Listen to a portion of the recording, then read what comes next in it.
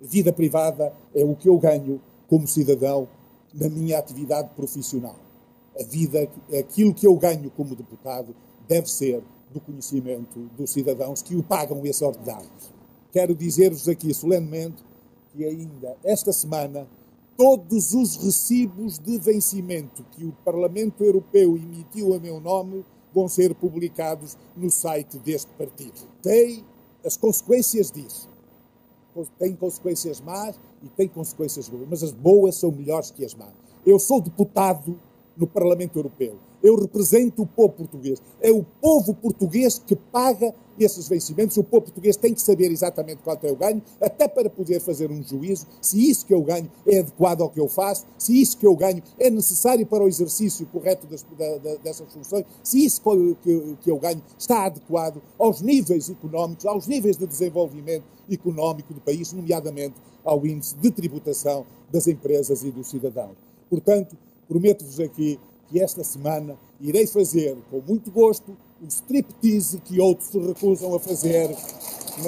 Irei fazer esse striptease porque não tenho nada a esconder do povo português, do povo que me paga esse chorudo vencimento lá em Bruxelas. Não tenho nada a esconder. E por isso irei fazer esse striptease que o pudor de alguns os impede de fazer. Também defendemos a dimensão coletiva dessas liberdades, como a liberdade de imprensa.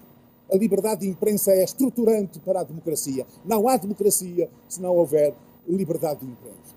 Mas deixem-me dizer, em Portugal, a liberdade de imprensa está também ameaçada por dentro, por maus profissionais que atuam verdadeiramente como mercenários. É preciso que os bons profissionais da comunicação social expulsem a má moeda, expulsam aqueles que utilizam a comunicação social em benefício próprio, em benefício de agendas próprias, em benefício contra os interesses, contra a ética, contra a deontologia da própria informação, contra a própria liberdade de informação. Eu quero dizer-vos, meus caros cidadãos, que o que se tem passado com as minhas declarações nos últimos tempos é um atentado qualificado à cidadania. Eu tenho intervenções públicas há cerca de 15 anos. Sempre que faço uma declaração em direto, todas as pessoas percebem o que eu digo, todas as pessoas entendem o que eu disse e nunca houve problema. Quando faço uma declaração que é gravada e depois é reproduzida, é editada, ou seja, é adulterada. Fazem justaposições de frases ditas em contextos diferentes. Quando falo a um jornal e ele edita, quase sempre atribuem-me o contrário daquilo que eu disse. Se há alguém que tem defendido, que tem combatido os privilégios dos políticos em Portugal, sou eu. Mas há 2 semanas ou há 10 dias atrás, o país foi inundado com notícias que eu defendia que os deputados, que 4.800 euros não dava para viver em Lisboa, que os deputados deviam ser aumentados. Foi uma entrevista gravada, começou desde o início que o jornalista só queria que eu dissesse aquilo que ele queria escrever, aquilo que ele estava preparado para editar, aquilo que lhe tinham pedido que ele obtivesse de mim. Eu peço aos jornalistas, sejam honestos com aquilo que eu digo. Sejam honestos na interpretação dos factos, sejam honestos na interpretação das minhas declarações. Não deturpem, não isolem uma declaração, as perguntas que me fizerem, publiquem as perguntas, porque não podem ser publicadas as respostas sem as perguntas. Até de maus profissionais que não têm um sentido de responsabilidade ética e deontológica da sua profissão e apoiam ao serviço de agendas contrárias ao próprio direito de informar, contrárias à própria liberdade de informação. Chegado ao fim de um mês de estar no Parlamento Europeu, quando comecei a receber aquilo que são os meus vencimentos, os meus rendimentos de deputado, disse que um deputado ganha mais de 18 mil euros. Pode ganhar mais de 18 mil euros se assinar todas as presenças que pode fazer. O que é que a imprensa fez? Saltou sobre mim como se fosse eu o autor desse delito, dessa coisa errada. Porquê é que não dás o dinheiro a não sei quem? Porquê é que não fazes isto? O que é que vai fazer?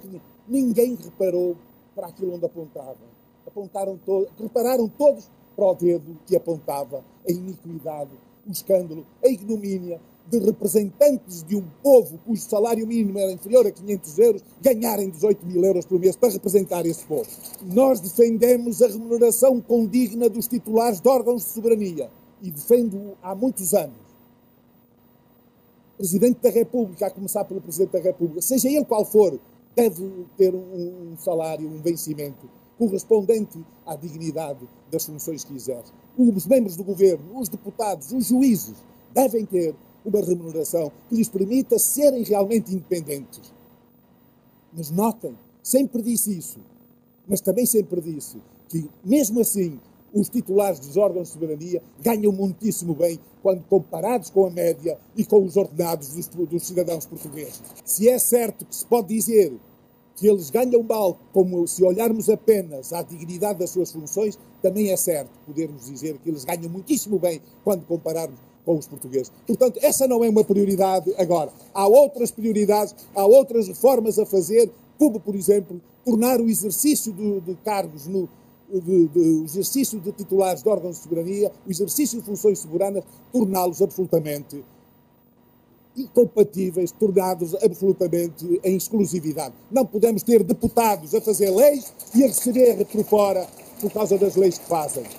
Nós queremos deputados que dignifiquem a função soberana de fazer leis e não que estejam lá a traficar interesses de clientes privados que lhe pagam muito mais do que aquilo que recebe da Assembleia da República. E depois temos isto, temos deputados que alegaram num primeiro momento que não podiam deixar de exercer, por exemplo, a advocacia, porque o ordenado de deputado não lhes permitia viver. E então, ou deixariam a Assembleia, ou tinham que acumular. Mas foram para o Parlamento Europeu, onde ganham 18 mil euros por mês e continuam a exercer a advocacia cá em Portugal. Onde é que há tempo para as duas coisas? Temos todos que lutar, não contra a imprensa, mas pela liberdade de imprensa. Os bons jornalistas devem expulsar os maus jornalistas do seio da profissão, porque eles degradam a profissão e eles degradam a própria democracia e o próprio Estado de Direito. Quero dizer-vos, e faço-vos um apelo a todos, não acreditem, e faço com mágoa, não acreditem nunca naquilo que dizem que eu disse. Acreditem naquilo que me ouvirem dizer. Acreditem sempre naquilo que me ouvirem dizer.